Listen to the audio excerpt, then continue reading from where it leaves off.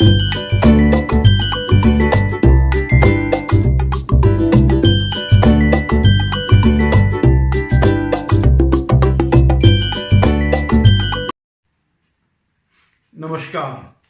Shivam रतोड़ी analysis में आपका स्वागत है। आज मैं चर्चा करूंगा महाराष्ट्र की राजनीति की।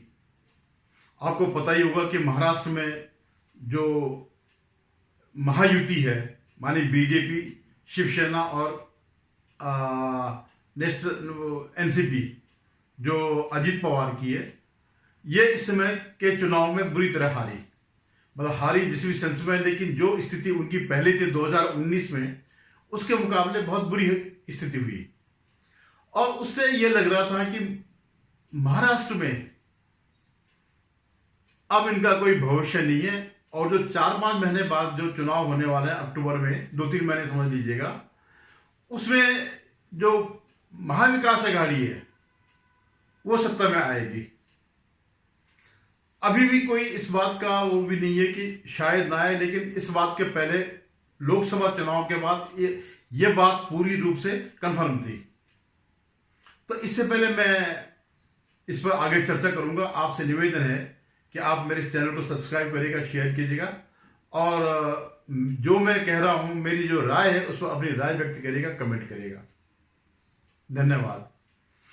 तो अभी कल ही जो है विधान परिषद के, महाराष्ट्र विधान परिषद के 11 सीटों पर चुनाव हुए, जिनमें से 9 सीटें महाविकास आघाड़ी युति, जो ये इनका वो है महायुति, बीजेपी का जो लीड जो कर रही है जिस गठबंधन को, उसको 11 में से 9 सीट मिली और 2 सीट जो है एमबीए को, महाविकास आघाड़ी को सीट मिली है। हालांकि ये कोई बहुत बड़ा वो नहीं है, क्योंकि ये तो विधायकों के हिसाब से ही ये सब होता है, विधायक किस तरह के पास, किसके पास कितने हैं।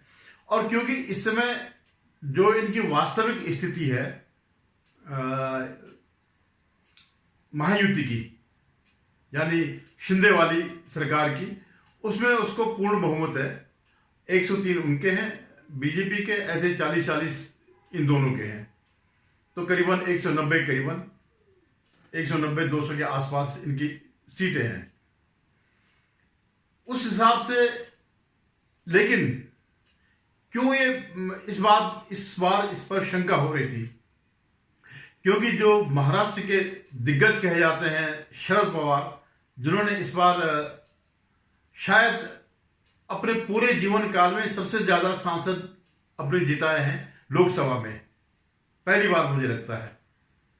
तो उन्होंने पहले ही कह दिया था कि हम जो है इसमें भी हराएंगे, और इसलिए 11 सीट के लिए, चुनाव के लिए 12 उम्मीदवार थे, लड़ रहे थे, जिनमें से एक उम्मीदवार एक्स्ट्रा था, इसलिए चुनाव की नौबत पड़ी। और ये जो उम्मीदवार एक्स्ट्रा था, ये इन्होंने खड़ा किया था, बीजेपी ने। और जब चुनाव के परिणाम आए तो जो महायुति थी, मतलब बीजेपी, शिवसेना और एनसीपी, उनके सारे उम्मीदवार जीत गए।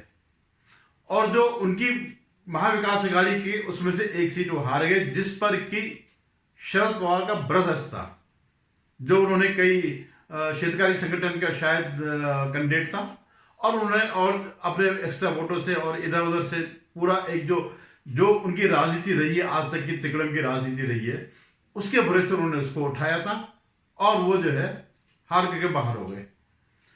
अब और इसमें जो है उद्धव ठाकरे का भी एक, मिलिंद नार्वेकर जो उनका पीए है, वो भी जीता है। अब इसके पीछे मैं क्यों ये बात को आगे कह रहा हूं, क्योंकि इनका जितना 9 नहीं तो 8 तो जीत ही रहे थे। इसके पीछे मेरा जो मैं विश्लेषण कर रहा हूं, जो मैं आगे देख रहा हूं, मैं 2 चीजें देख रहा हूं। एक तो यह है कि आगे आने वाले चुनाव में उद्धव ठाकरे अपना अस्तित्व खो सकते हैं, और दूसरा जो शरद पवार का जो जादू लोकसभा में चला, वो आगे नहीं चला। अच्छा, एक इसमें और बात क्या हुई कि जो बीजेपी के जो कैंडिडेट्स थे, उसमें पंकजा मुंडे भी शामिल थी। पंकजा मुंडे जो है, इनके नेता जो मुंडे थे, उनकी बेटी है और बीड जिले में उनका काफ़ी प्रभाव है। और बताते हैं कि उनकी हार से काफ़ी, जब अभी लोकसभा चुनाव लड़ी थी वो एक कैंडिडेट से हारे तो लोग बहुत परेशान हुए जो उनके समर्थक थे। तो वो भी इसमें जीती है और इस बात की प्रबल संभावना है कि उसको जो है मंत्रिमंडल में लिया जाएगा, इनके शिंदे के मंत्रिमंडल में। और उससे जो ये ओबीसी का बहुत बड़ा चेहरा था, इनके पिता जो प्रमोद महाजन और ये जो वो थे मुंडे, ये दोनों रिश्तेदार थे, मतलब जीजा साले थे, तो इनका बहुत बड़ा वो था, प्रभाव था। तो उसकी जो लीगेसी है वो पंकजा मुंडे के पास आई। हालांकि वे अपने पिछले विधानसभा चुनाव में अपने चचेरे भाई धनंजय मुंडे से हार गई थी और इस बार लोकसभा चुनाव भी हार गई। लेकिन इस बार उनको जो है पार्टी द्वारा इस तरह आगे लाना, ये इस बात को साबित करेगा कि जो समीकरण खराब हुए थे उसी मराठवाड़ा क्षेत्र में, वहां कुछ इसमें फर्क पड़ेगा। तो मैं सिर्फ ये कह रहा हूं कि जैसी कि ये लहर आई थी अभी एंटी महायुति, बीजेपी और इनके खिलाफ जो लहर आई थी, उसका जमीनी असर मुझे लगता नहीं कि बरकरार रहेगा। क्योंकि जिस तरह से अन्य पार्टियों ने इनको समर्थन दिया, कांग्रेस के भी टूट करके आए, कांग्रेस के भी 6-7 लोगों ने अपनी पार्टी को वोट नहीं दिया और इनको वोट दिया। तो वो इस बात को साबित करता है, या इस बात की संभावनाएं हैं कि वो लहर जो है केवल लोकसभा चुनाव तक थी, ये लहर आगे नहीं बढ़ेगी।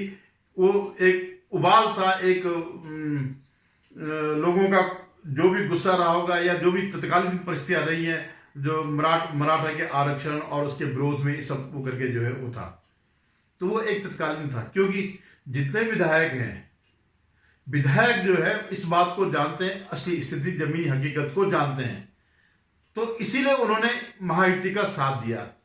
जिस कांग्रेस के 12 या 13 वो आए थे, अभी जीत करके आए, सांसद जीत के आए, अगर उसके भी एमएलए टूट करके, आप इसे टूट ही समझ लीजिएगा, टूट करके अगर इस महायुति का साथ दे रहे हैं, तो उसके पीछे उनको भी एहसास है कि जो ये कांग्रेस जो जीती है वो सिर्फ किसी और के कंधों पे जीती है, कांग्रेस अपने बल पर नहीं जीती है, उसके पीछे ये गणित है। दूसरी बात क्या है कि जो शरद पवार जो जीते थे वो भावनात्मक मुद्दों पर जीते थे, क्योंकि उनकी बेटी ही लड़ रही थी, जो उनकी परंपरागत सीट जो सुप्रिया सुले हैं बारामती से, और वो एक इश्यू बन गया क्योंकि अजीत पवार ने अपनी पत्नी को उनके खिलाफ उतारा। तो पूरे एक के बाद एक कारक जो है जो बढ़ते गए, उस वजह से उनको 80% सीट मिली, 8 सीट मिली, 10 में से 8 सीट, ये बहुत बड़ी बात है। लेकिन ये जो ज्वार था यह भाटा में आ जाएगा, इस बात को विधायक अच्छी तरह समझते हैं। और अभी भी जैसे इन्होंने कहा था, शरद पवार ने कहा था इन चुनावों से पहले कि हम इस समय भी गिराएंगे से मतलब यह है कि इनकी सीटें हम कम करेंगे, वो कहीं दिखाई नहीं दिया। यानी जो लोकसभा चुनाव जो हुए थे उसका जो कोई प्रभाव कहीं दिखाई नहीं दिया। अगर ऐसा होता तो इनके कई कैंडिडेट हार जाते हैं, एटलीस्ट अजीत पवार के ही कैंडिडेट हार जाते हैं। मुझे जो लगता है अजीत पवार को जो 7-8 वोट ज्यादा मिले हैं, वो उसमें उनके पुराने दल के भी लोग होंगे, कांग्रेस को तो खैर है ही है। तो ये जो है जो ज्वार था वो भाटा के रूप में परिवर्तित हो रहा है। ये इस चुनाव का इन चुनावों का जो है विश्लेषण किया जा सकता है। और क्योंकि अभी तक जो है इनकी शक्ति जो है शरद पवार है, शरद पवार को जितनी सहानुभूति मिलनी थी वो लोकसभा चुनाव मिल गई, और उनके समर्थक जितने भी वो जानते हैं कि शरद पवार के बाद जो है नेक्स्ट जो थे वो अजीत पवार ही थे। इसीलिए अजीत पवार का कोई भी व्यक्ति, कोई भी विधायक टूट करके शरद वाले खेमे में नहीं गया इन चुनावों में, क्योंकि वो भविष्य देख रहे हैं कि भविष्य जो है शरद पवार के साथ रहने का है, सॉरी अजीत पवार के साथ रहने का, न कि शरद पवार के साथ। शरद पवार की राजनीति कितनी होगी, मुश्किल से साल 2 साल से ज्यादा तो उनकी राजनीति होगी नहीं। तो ये एक खतरा है महाविकास अघाड़ी के लिए। दूसरा खतरा तो उसी समय दिख गया था लोकसभा चुनाव में, जिस तरह से महाराष्ट्र की जनता ने असली शिवसेना शिंदे को दर्शाया, उससे जो है ठाकरे परिवार को, उद्धव ठाकरे की राजनीति पर पटाक्षेप होने वाला है, पर्दा गिरने वाला है। आप निश्चित मान के चलिएगा कि आगे जब चुनाव होंगे विधानसभा के, तो उद्धव ठाकरे सबसे नीचे स्थिति में रहेंगे, सारी पार्टियों में सबसे, कांग्रेस से भी नीचे जो है वो दिखाई देंगे।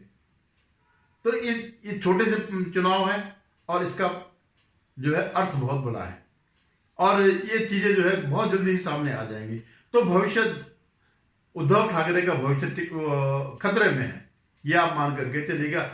और कांग्रेस की स्थिति पर पुरानी जैसी ही होगी। वो जो जीत के, वो 13 जीत के, वो औरों के बल पर, जो कुछ उद्धव ठाकरे के वोट, शरद पवार के वोट और इस ढंग से जो मिल गए वो मिल गए। लेकिन विधानसभा चुनाव में आप देखिएगा फिर एनडीए सरकार के बनने के संभावनाएं ज्यादा बन रही है, बजाय कि इन लोगों के आने की। इवन शरद पवार की जो एनसीपी है, वो भी जितने विधायक आज है उतने भी नहीं रहेंगे, जितने 12-14 विधायक उनके साथ है वो नहीं रहेंगे। और यही स्थिति जो है उद्धव ठाकरे की होनी है। स्थिति फिर 2019 की ओर जाने वाली है। तब उद्धव ठाकरे और ये लड़के मिलके लड़े थे बीजेपी, आज बीजेपी और शिंदे और अजीत पवार, अभी मतलब स्थिति क्लियर नहीं हो रही कि अजीत पवार को कितनी सीट मिलेगी। लेकिन जहां तक मैं समझता हूं, अजीत पवार को जितनी वर्तमान में उनके विधायक है उतने तो मिलने चाहिए, या जो 5-7 विधायक जिन्होंने इनको समर्थन किया, अगर वहां से छोड़ के आते हैं तो उनको भी इस महायुति में समायोजित किया जाना चाहिए। फिर एक बहुत बड़ी फोर्स होगी, और जो लोकसभा में जो कुछ हुआ उसका बदला लिया जाएगा, और उसके जो कमियां थी उसको दूर कर दिया जाएगा। धन्यवाद। फिर निवेदन है कि आप मेरे चैनल को सब्सक्राइब कीजिएगा, शेयर कीजिएगा।